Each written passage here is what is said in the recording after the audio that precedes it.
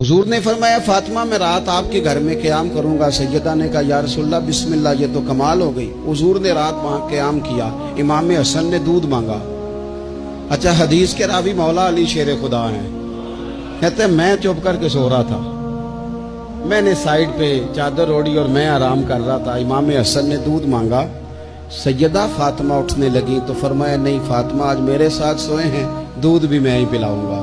حضور اٹھے، بکری کا دودھ دھویا، پھر اسے برتن میں ڈالا۔ ابھی حضور امام حسن کو دینے لگے تھے کہ امام حسین نے بھی مانگ لیا، تو حضور نے فرمایا نہیں بھائی، پہلے حسن کو ملے گا۔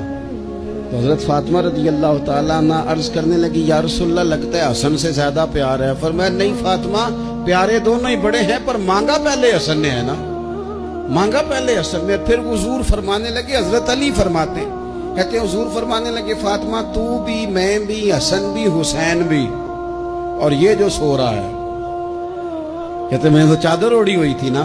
فرمایا فاطمہ میں بھی، تو بھی، حسنین بھی، اور یہ جو سو رہے ہیں، فرمایا سارے مل کے جنت میں داخل ہوں گے۔